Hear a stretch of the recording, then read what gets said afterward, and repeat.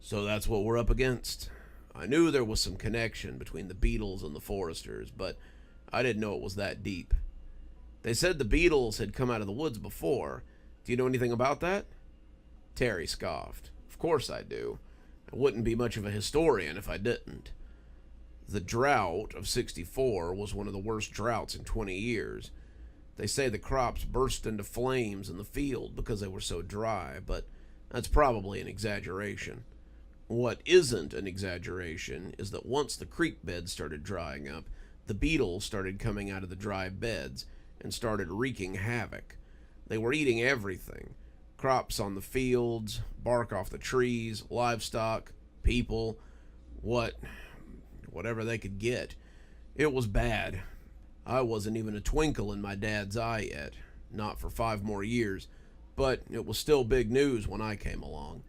So these bugs spend about 2 years eating the farmers alive during the summer. They always go to ground in the winter, and they always come back at the end of spring. The legend goes that Mayor Register Sr. goes into the woods to find something to help the bug problem. He reads about another drought and another time the bugs came in. They got rid of them, but no one knows how.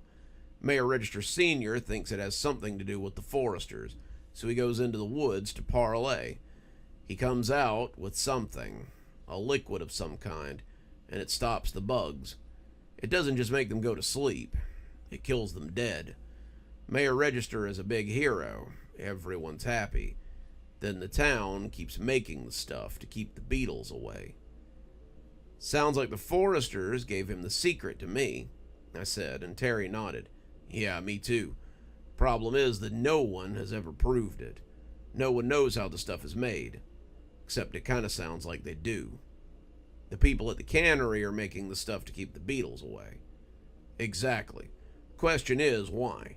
The beetles haven't been a problem for years. Why keep spraying? I thought about that.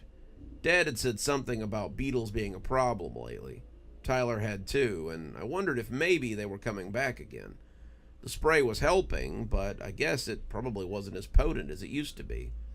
Maybe the beetles were starting to become more of a menace, and they were scrambling to increase their potency so they could continue to fight them. Whatever the case, we need to see this cannery and find out what's going on. Terry looked at me strangely. Yeah? I raised an eyebrow at him. Well, yeah. Isn't that our next move? We need to see what's going on here, right? A slow grin stretched across Terry's face. That's just what I was thinking, too. But I wasn't sure if you were open to a little night reconnaissance. It's dark now, I told him with a shrug. It isn't like I had anything else to do but head home. Call home first. Tell them you're staying here for the night. I don't want your parents risking the Foresters to come look for you. I agreed, and he went to put a couple of things in a bag so that we could head out. Dad picked up on the second ring, and I could hear the smile in his voice. Let me guess, your car ran out of gas on the way home. No, but I am staying to talk to Terry a little while longer. I'm going to crash here again. I'll be home in the morning. Whatever you say, champ. Have fun, but be safe. I hung up and rolled my eyes. Terry tossed me a gray sweatshirt and a black knit cap as I slid the phone back into my pocket. He was wearing a similar pairing and had traded his house shoes for boots. He had packed some things in a sleek-looking net bag, and I could see flashlights and duct tape sitting at odds with some other items I couldn't identify. Your jeans are probably fine, but they'll see you from a mile away in that red shirt. We'll take your truck so as not to raise suspicions. It's got good doors, too. That's a plus if we run afoul of any Foresters. We snuck out through the back door and rolled off without attracting too much attention. Rayffered always looks so lonely after dark. No one's on the street for fear of running into the Foresters, and all the shops turn off their lights and roll up the sidewalks after dark. It's a peaceful place, if you don't count the murderous tree creatures that are trying to take people. We rolled easily out of the cul-de-sac and onto the main street. We were heading for the old part of town, the place the town had originally been settled in, and as we drove, I kept my eyes peeled for fog. The Foresters weren't small, and I'd hate to find out what they would do to my truck if I hit one. So, why do we have a cannery anyway? This is a logging town. We don't even have a waterfront in Rayffered. Ah, well, you're probably too young to remember when the river still had fish in it. The Pangorn and the Massakeek used to provide fish for the cannery, which Rayffered was sure would be another thriving business. You'll never guess who owned the cannery either, I'm sure. The Registers, I said, feeling pretty confident in my guess. Hey, you got it in one. Yes, indeed, the Registers opened the first and only cannery in Rayffered, and they ran the netting operation that brought the fish to their final destination, too. There's a point where the Pangorn and the Massakeek converge into a major spawning area for salmon. They put the cannery at that convergence, and for a time they were doing pretty well. Eventually, however, the river became so choked with garbage from loggers and the sawmill that the fish stopped coming. The river dried up, and now the cannery is just a relic of a bygone era.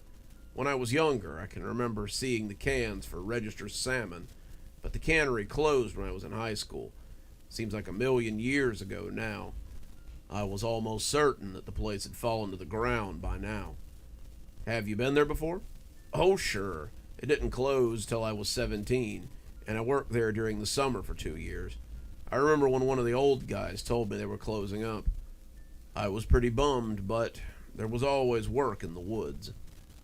I didn't know that you worked on the logging crew. While I was in college, it got me through 6 years and paid for my doctorate in antiquities. That was working part-time, too. Most people in this town work in the woods at some time or another. It's like a rite of passage. The woods are a part of the town and its people, and it's hard for us to escape them for long. We drove through the old part of town, and I shuddered when I saw how much of it had been overtaken. I suppose the outskirts crew hadn't been working as hard as usual, and the new growth was impressive. It was growing through the old buildings and between the storefronts, and as I drove down the cracked and pitted streets, it was easy to believe that this place would be overrun in a few days. We turned down an old access road near the remains of a hardware store, and the woods encircled us as we drove deeper into the Rayffered woods. I kept expecting to see foresters, but we hadn't encountered one the whole trip. I'd lived with the idea that going out at night was a death sentence, but it seemed now that it might be less dangerous than I thought. "Terry," I asked, as he turned from the window to look at me questioningly, "where are the foresters?" "What do you mean?" "I mean, where are they? They say not to go out at night because they roam after dark, but we haven't seen any of them. If it's so dangerous out here after dark, then why haven't we seen any?" Terry grunted. It's almost like there aren't foresters roaming around after dark all the time or something." That didn't make any sense, but I could clearly see he was right. Then why would they tell people to stay off the streets after dark? That's the question, isn't it? Why would they? But he stopped and flapped a hand at me. I hit the brakes. "This is the spot. Drive into the woods a little bit, and we'll leave it here." "We're going into the woods on foot?" I asked unbelievingly. "What's the matter, kid? You afraid we might find something out there other than foresters?" He climbed out, backpack swinging over his shoulder, and I killed the engine and came up behind him after a moment's hesitation. Some habits and rules were hard to get past. Good evening, everyone. It's me, Dr. Plague. Thank you so much for joining us for tonight's show. If you think you might like a little more spooky in your life, then please feel free to click on one of the videos we have up here. Maybe look at one of the playlists if you're trying to get caught up. I know, there's so many videos on the channel. There's so many series that are going at the same time. Sometimes you just need a little refresher course, and I gotta say, I always enjoy the views. If you're not subscribed, feel free to hit that subscribe button. Maybe hit the bell so you don't miss anything. We upload a lot on this channel, so you won't want to miss a single story as they come out. If you'd like to support the channel, you can click on the Amazon link down there. There's quite a few books in my Amazon account. You can have a look and If you'd like a signed copy, get up with me through email, and I'll be happy to work something out with you. Also, there's links to my Patreon, and you can become a member on the channel if you'd like your spooky a little bit early. Patrons and members on the $5 tier get their videos 12 hours early. That's in the morning, as opposed to in the evening. Patrons at the $10 level also get a signed copy of my book anytime I write one. Speaking of my patrons, you should see them appearing right now. Just wanted to take a minute to say how much I appreciate all of you. Patrons, subscribers, however you give to the channel. I really appreciate everything you do. And it truly touches me that you have chosen to support the channel in this way. Well, that's enough for now. Till next time, Dr. Plague, signing off.